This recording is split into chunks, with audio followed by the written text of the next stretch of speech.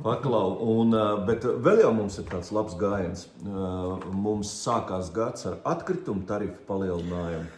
Jā, nu ne tikai atkritumu palielinās, arī palielinās tas interesantākais tas, ka mēs siltumu valdī, ka bez mūsu atbalsta tika ievēlēta.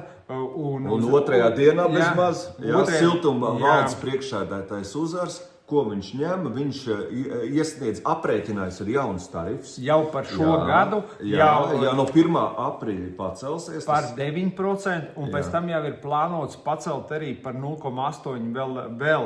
Tā kā divkārši tarifu pacēlums, 9,8%. Man jāsaka, kad es apskatījos gan dēļ veiktajām investīcijām. Ja jūs mājās veicat kādas investīcijas, jūs kaut ko uzlabojot, un tad iznāk, ka mēs inflācija arī man nesaprotam 7,3% viņš kaut kur uzrādījis, un tad ir fiksētās izmaksas par 21%, un vispār kopumā es apskatījos arī to attieksmi, kāda bija 2022. Gadā, kad valsts sniedza atbalstu, kompensēja daļēju šo siltumu pieaugumu, tad mēs izvēlējāmies neko šajā periodā nepacelt, un tad mēs 31. jūlijā 2023. gadā pacēlām par 62,1%. Kaut gan, ja mēs būtu pacēluši jau iepriekš mazlietiņ, tad valsts mums dotētu, uzņēmums gūtu kaut kādu uzkrājumu, un tad nebūtu šīs straujās pacēlumi, kāpumi, un tas būtu daudz efektīvāk. Tā kā ja tā bija tāda politiskā... Tā pilnīgi politiska. Atceries, kā bija. Pirms viņš netika apstiprināts amatā, tad lielījās, ka ir samazināts tarifs. Tiešām no 1. oktobra tiks samazināts. Solīja, ka nākamgad oktobrī arī būs samazinājums.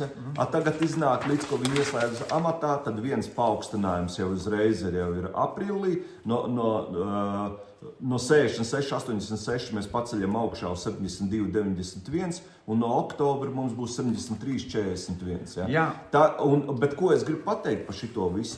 Kad tāpēc jau tie cilvēki tur turās, tāpēc, ka viņiem ir galvenais nodrošināt dažādas padomas, reklāmas, izsprieces, nodrošināt dividendes, to visu pārlikt uz mūsu patērētāja rēķina, un tad, ja viņam atļauj šeptēties par to uzņēmumu, līdzīgi kā lācim.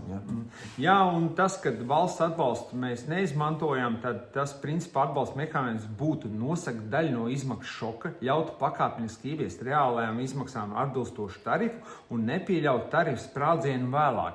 Un to mēs neizmantojām valstu atbalstu, un tas viss tālāk mums uzgulās uz iedzīvotāju pleciem, un tur, protams, nav nevienam par to nekādas daļas, kādas ir mūsu pleci, cik izturīgi. Par to nevienam neinteresē. Galvenais, lai kungiem viss ir sagādāts, tur mašīnas un tā tālāk. Tas ir tas galvenais, vēl ko es gribēju teikt par tiem atkritumu tarifiem. Tur iznāk beigās. Dēļ tā, kad netika laikā realizēts šis projekts, tas tarifs tiek pacelts. Un viss mēs maksājam praktiski par domas neizdarību. Principā, jā. Bet Ventspilsnieks ir ļoti pacietīgs zītē. Un, acīm redzot, tik daudz kravas, kamēr viņš arī pacietīs. Tā tas ir visu. Es teikšu tā, ka ja pēkšņi pienāktu kaut kādā mirklī pasaules gals un būtu tikai viens kuģis, kur varētu cilvēki uzkāpties un šo kuģi vadītu Vitoļņa kungs. Vai bijušais mērs vai abi kopā? Jā, tad es visticamāk uz šī kuģa nekāptu virsū.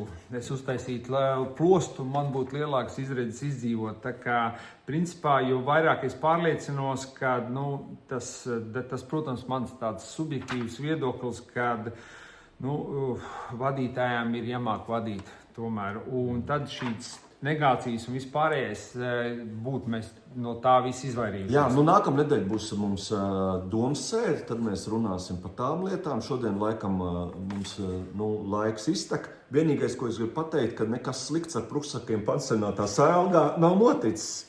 Viņiem tur iet labi, tiem pruksakiem, vai ne? Tas ir šausmas mūsu vadībā dēļ algas, jo grib papildus vēl brīvostā saņemt šo algu, cenšas pierādīt, ka tāpēc, ka viņi tur nav nav, tad osta būtu daudz labāk, bet prusaku jautājums Salgā nav atrisināts pilnīgi nemaz. Un šeit cienījamie darbinieki, jūs neesat vainīgi, jums nav jācīnās ikdienā par prusakiem, to jādara ir vadībai. Un nav pilnība, un mūsu vecie cilvēki tur guļ, un tie prusaki viņus ēd. Un es nedodu Dievs, ka kāds no jūsu radiniekiem nonāks šajā pansionātā. Mēs esam rakstījuši arī veselības inspekcijai.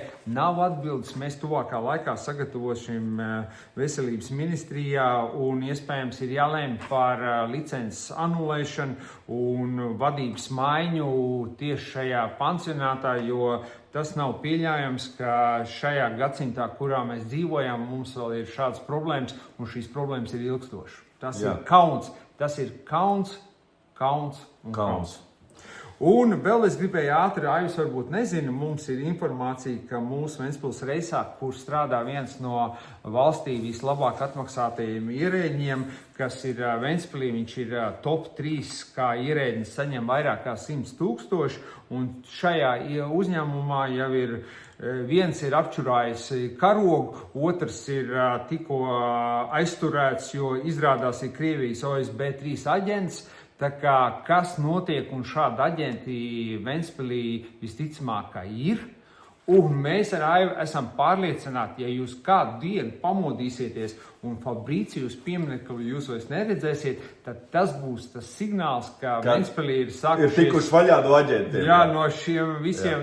Es tieši Ziter par to gribēju teikt. Ja mūsu pilsētā simbols ir pretvalstisks, ja mēs slavējam un uzturam kā pilsētu, kāpēc mums brīnīties, ka mums ir te Krievijas aģenti? Jā, mums tās nedraudzīskās valstis mēs skatās šausmīgi mūsu domu mīl, šo visu, Fabrīcijus.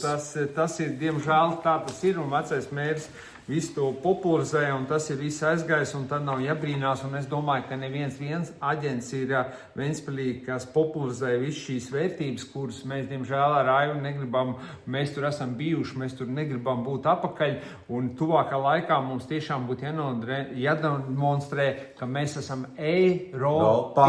Eiropieši. Nenāciet, jums te nav ko darīt, un jūs savus aģentus te nesūtiet, mēs cīnīsimies par savu valsti. Jā. Tā kā līdz nākamajai reizei, līdz nākamajai ceturtdienai. Paldies jums! Paldies, Ventspils! Paldies!